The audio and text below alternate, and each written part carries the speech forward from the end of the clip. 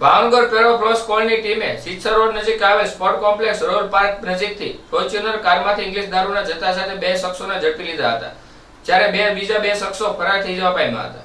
ભાવનગર પેરો ફ્લોસ કોલની ટીમને બાતમીના આધારે સિત્સર રોડ નજીક આવેલ સ્પોર્ટ કોમ્પ્લેક્સ પાસે રોયલ પાર્ક પાસે વોચ ગોઠવી સફેદ કલરની ફોર્ચ્યુનર કારને રોકવાનો પ્રયાસ કર્યો હતો.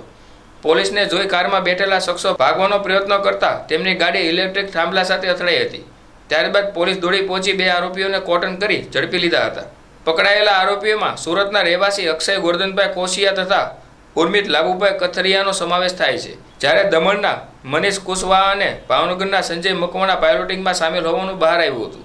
પોલીસે ફોર્ચ્યુનર કારની તપાસ કરતા કંપની શિલ્પે અંગ્રેજી દારૂની 12 બોટલ, 24 બિયર ટીન, અંદાજે 15 લાખની ફોર્ચ્યુનર કાર તેમજ બે મોબાઈલ ફોન મળી કુલ રૂપિયા 15,55,000નો વધુનો મુદ્દામાલ કબજે કર્યો હતો.